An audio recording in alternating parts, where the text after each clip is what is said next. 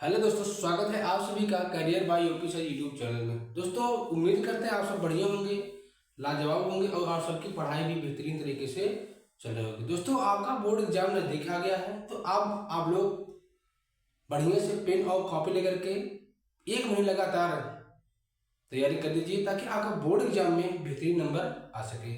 और वो विद्यार्थी जो कॉम्पिटेटिव एग्जाम की तैयारी कर रहे हैं, जैसे यूपी पुलिस हो गया, यूपीएसआई हो गया और एसएससी जीडी हो गया, ठीक है, जिनमें आपका हिंदी आता है, हिंदी में जैसे आपका हो गया समास, तो आज हम आपको बताएंगे समास में जो समास का आपका आज जो हमारा तीसरा पार्ट है, इसमें हम बताएंगे तत्पुरुष समास क्या होता है। इसके पहले वाले वीडियो में इसके पहले तो वीडियो बना दिया जिसमें हमने समास क्या होता है, समास की परिभाषा क्या होती है, समास कितने प्रकार के होते हैं, इन सभी के बारे में हमने डिस्कशन कर दिया था। और उसके दूसरे वाले वीडियो में हमने अव्ययी भाव समास के बारे में बता दिया था, ठीक है। तो आज की वीडियो में हम बताएंगे कि जो अव्ययी भाव समास होगा, उसके बाद आपका बताएंगे कि जो समास का अगला प्रकार है तत्पुरुष समास। तत्पुरुष समास किसे कहते हैं, यह कितने प्रकार का होता है, कैसे इसमें क्वेश्चन पूछता है। तो दोस्तों, आप लोग पेन और कॉपी लेकर के बैठ जाइएगा। जो भी चीजें बताएंगे आप बेहतरीन तरीके से नोट करेंगे ना, तो आप जब एग्जाम में बैठेंगे समास का एक भी क्वेश्चन, ऐसा तरीका बताऊंगा ना, एक भी क्वेश्चन आपका छूटेगा नहीं। आप बैठोगे एग्जाम में देखते ही कर जाओगे, ठीक है। चलिए आप बताते हैं समास में जो आपका दूसरा प्रकार होता है वह होता है आपका अव्ययी भाव समास। पहला क्या है, पहला था आपका अव्ययी भाव समास, जो आपका दूसरा है वह है तत्पुरुष समास। तत्पुरुष समास किसे कहते हैं, ठीक है। तो तत्पुरुष समास क्या होता है, ध्यान दीजिएगा। कौन से समास की बात हो रहा है आपका, तत्पुरुष समास। कौन सा समास, तत्पुरुष समास। तत्पुरुष समास किसे कहते हैं, ठीक है। कौन से समास की बात हो रही है, तत्पुरुष समास किसे कहते हैं। कौन समास आपका, तत्पुरुष समास, ठीक है। तो जो आपका तत्पुरुष समास है, इसकी परिभाषा अगर लिखा जाए तो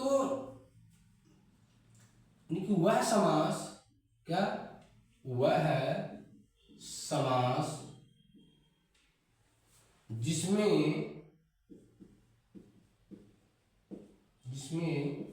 उत्तर पद, कौन सा, उत्तर पद, उत्तर का मतलब होता है कि दूसरा, कौन सा होता है आपका, दूसरा पद, यानी कि वह समास जिसमें उत्तर पद या दूसरा पद प्रधान होता है। प्रधान का मतलब होता है मुख्य, मेन, कि यानी कि वह समास जिसमें उत्तर पद प्रधान होता है तथा क्या, तथा पूर्व पद मतलब था कि पहला पद, क्या होता है आपका, पहला पद, यानी कि वह समास जिसमें उत्तर पद या दूसरा पद प्रधान होता है तथा पूर्व पद गौड़। पूर्व पद क्या होता है, गौड़। गौड़ का मतलब होता है कि अप्रधान, क्या होता है आपका, अप्रधान होता है, यानी गौड़ होता है, तत्पुरुष समास कहलाता है। क्या कहलाता है आपका, तत्पुरुष समास कहलाता है। क्या कहलाता है, तत्पुरुष समास कहलाता है। बात सुन रही। तो आपने क्या समझा, जो आपका तत्पुरुष समास है इसमें क्या होता है, पूछता है कि तत्पुरुष समास में कौन सा पद प्रधान होता है। क्या बताएंगे, तत्पुरुष समास में आपका उत्तर पद यानी कि दूसरा पद प्रधान होता है। पूछिए कौन सा पद गौड़ होता है, कौन यानी अप्रधान कौन होता है, तो आप क्या बताएंगे कि जो आपका तत्पुरुष समास में जो पूर्व पद होता है, पहला पद होता है ना, वह क्या होता है आपका, गौड़ होता है, यानी अप्रधान होता है, यानी जो मुख्य नहीं होता है। जैसे क्या, जैसे हमने कहा कि राजकुमार, क्या कहा, राजकुमार कहा, क्या कहा हमने, राजकुमार कहा। तो राजकुमार का मतलब क्या होता है? राजकुमार किसे कहते हैं? जो राजा का कुमार होता है ना, उसी को राजकुमार कहते हैं। क्या कहते हैं? राजकुमार। इसका जो समास विग्रह होगा ना, क्या हो जाएगा आपका? राजा का कुमार। राजा का कुमार। और राजा कुमार क्या होता है? कौन होता है? उसका पुत्र होता है। जो राजा का पुत्र होता है ना, उसे क्या कहते हैं? तो राजकुमार कहा जाता है कि नहीं है? क्या कहते हैं? राजकुमार। राजकुमार को क्या होता है कि राजा का कुमार। जो राजा का कुमार है, जो राजा का लड़का है, यानी कि उसी लिए हम क्या कहते हैं? राजकुमार। यानी कि यहाँ जो ये राजा है ना, ये मुख्य नहीं है। बात किसकी हो रही है? राजा के कुमार की बात हो रही है। दूसरे वाले की बात हो रही है ना। ये पहला है, ये क्या है? दूसरा। इसमें मुख्य कौन है? ये वाला जो है ना, ये क्या आपका? प्रधान। यानी बात किया जाए ना, इसमें ये जो राज होगा, ये होगा आपका गौड़। इसमें ये प्रधान नहीं है, इसे क्या कहते हैं? अप्रधान। क्या कहते हैं? अप्रधान। इसमें जो कुमार है ना, बात किसकी हो रही है? राजा के कुमार की। जो कुमार है ना, ये आपका क्या है? प्रधान है। क्या है आपका? प्रधान है। ठीक है, उम्मीद करते हैं ये चीजें आप समझ में आया होगा। जैसे हमने कहा कि गगनचुंबी। क्या कहा हमने? गगनचुंबी। तो गगनचुंबी जो है, इसका जो समास विग्रह होगा, ये क्या आपका? गगन दिखेगा। क्या है? गगनचुंबी है। ठीक है। तो गगनचुंबी का मतलब होता है कि गगन को चूमने वाला। किसको? गगन को, यानी आसमान को चूमने वाला, ये होता है समास विग्रह। इसमें जो आपका ना गगन प्रधान नहीं है, जो गगन को चूम रहा है ना, वो प्रधान होता है। यानी कि गगन किसमें पहला है? ये जो आपका गगन होगा ना, ये हो जाएगा आपका गौड़। क्या होगा आपका? गौड़ होगा। ये जो चुंबी है, जो चूमने वाला काम कर रहा है, ये आपका है प्रधान। अगर आपसे पूछा जाए गगन कौन चूम रहा है, ठीक, तो ये कह रहा है कि गगन चुंबी मतलब गगन को चूमने वाला। जो गगन को चूम रहा है ना, वो प्रधान है, न कि गगन प्रधान है। ठीक है, बस समझाइए। ऐसे आपका हो गया मतदाता। क्या हो गया आपका? मतदाता। मतदाता किसे कहते हैं? यानी कि मतदाता का समास विग्रह किया जाए कि मत को देने वाला। मत को देने वाला, ये होता आपका समास विग्रह। यानी कि अब यहां देखिए, जो मतदाता है ना, ये जो मत है, ये आपका क्या है? गौड़ है। ये पूर्व पद है, यही हमारा क्या है? गौड़। जो देने वाला होता है ना, वो प्रधान होता है। मत प्रधान नहीं है इसमें। इसमें क्या प्रधान है? जो मत को दे रहा है। इसे हम वोट देने जाते हैं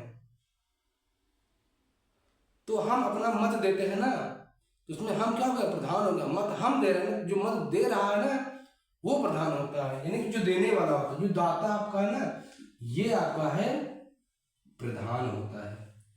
ठीक है, समझ में आया? Very good. देखिएगा, अब आपको बताते हैं कि समास, जो आपका तत्पुरुष समास है, ये कितने प्रकार का होता है। तो जो आपका तत्पुरुष समास है ना, ये परसर्गों के आधार पर। किसके आधार पर? जो आपका ये तत्पुरुष समास है, परसर्गों के आधार पर आपका 6 प्रकार का होता है। तो जो आपका ये समास है, क्या है?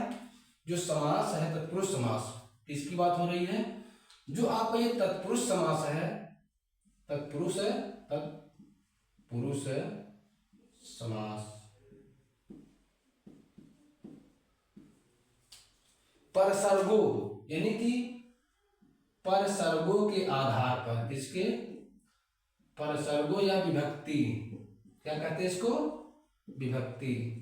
तो परसर्गो या विभक्ति के आधार पर, किसके आधार पर? परसर्गो या विभक्ति के आधार पर तत्पुरुष समास। कौन समास? तत्पुरुष समास 6 प्रकार का होता है। कितने प्रकार का होता है आपका? 6 प्रकार का होता है। ठीक है, कितने प्रकार का होता है आपका? जो आपका तत्पुरुष समास है परसर्गों या विभक्ति के आधार पर आपका 6 प्रकार का होता है। वो 6 प्रकार कौन है? वो 6 प्रकार कौन है? क्या आप जानना चाहते हैं? अगर आप जानना चाहते हैं तो कमेंट करिए। हम आपको वो 6 प्रकार बताने जा रहे हैं और पेन कॉपी लेकर के बढ़िया से नोट करिएगा। ठीक है, तो जो आपको परसर्गों के आधार पर होता है, आपने देखा कितने प्रकार का होता है? 6 प्रकार का। पहला जो आपका रहेगा, पहला समास है तत्पुरुष का पहला जो भेद है वह आपका है कर्म तत्पुरुष समास। क्या होता है आपका? कर्म तत्पुरुष समास होता है। कौन सा आपका है? कर्म तत्पुरुष समास। इसी को हम क्या कहते हैं? द्वितीया। क्या कहते हैं? द्वितीया तत्पुरुष समास कहते हैं। इसकी जो विभक्ति होती है ना, इसका विभक्ति होता है को। क्या होता है आपका? को होता है। ठीक है, उसके बाद आपका जो दूसरा है करण तत्पुरुष समास। कौन समास है आपका? करण तत्पुरुष समास। इसी को हम क्या कहते हैं? तृतीया। क्या कहते हैं? तृतीया तत्पुरुष समास। क्या होगा? कर्म को हो गया विभक्ति, इसका क्या होगा? से या के द्वारा, यानी इसमें जो समास के बीच में विभक्ति रहेगा ना, क्या रहेगा? से या के द्वारा। तो क्या हो गया आपका? पहला कर्म तत्पुरुष समास, जिसको हम द्वितीया तत्पुरुष समास द्वितीया विभक्ति कहते हैं। इसकी जो विभक्ति होती है उसका क्या होता है आपका? को होता है। उसके बाद आपका दूसरा है करण तत्पुरुष समास, इसको हम तृतीया तत्पुरुष समास भी कहते हैं। ठीक, जिसका विभक्ति होता है से या के द्वारा। उसके बाद जो आपका तीसरा समास है तत्पुरुष का भेद, वह आपका संप्रदान तत्पुरुष समास। क्या होता है आपका? संप्रदान तत्पुरुष समास। इसकी जो विभक्ति होती है चतुर्थी होती है। ये क्या होती है आपकी? चतुर्थी। इसी को नाम कहते हैं चतुर्थी तत्पुरुष समास कहते हैं। इसकी जो विभक्ति होती है वह होता है संप्रदान के लिए। क्या होता है आपका? के लिए होता है। ठीक, अब जो आपका चौथा है ना, चौथा है इसे कहते हैं अपादान तत्पुरुष समास। क्या कहते हैं? अपादान तत्पुरुष समास। इसी को हम पंचमी तत्पुरुष समास भी कहते हैं। क्या कहते हैं? पंचमी तत्पुरुष समास कहते हैं। इसकी जो विभक्ति होती है अपादान से मतलब अलगाव के रूप में इसका प्रयोग किया जाता है। से का मतलब क्या होता है? अपादान की जो विभक्ति होती है वह क्या होता है? से, यानी अलग होना। उसके बाद आपका जो है पांचवा क्या है? संबंध तत्पुरुष समास। क्या आपका है? संबंध तत्पुरुष समास। इसी को हम ना षष्ठी यानी कि षष्ठी तत्पुरुष समास कहते हैं। इसका जो विभक्ति होता है वो होता है का, के और की, रा, रे, री। उसके बाद जो आपका छठवां है ना, वह क्या है आपका? अधिकरण तत्पुरुष समास। ठीक है, इसे क्या कहते हैं? इसे हम सप्तमी क्या कहते हैं?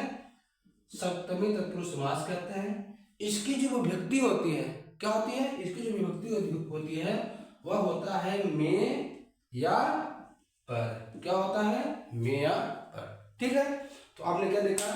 जो आपका तत्पुरुष समास है, एक बार रिवाइज कर देते हैं, आप सभी को बता देते हैं। तो जो आपका तत्पुरुष समास है परसर्गों के आधार पर आपका 6 प्रकार का होता है। पहला कर्म तत्पुरुष समास, इसी को हम द्वितीय तत्पुरुष समास कहते हैं। इसकी जो विभक्ति होती है वह होता है आपका को।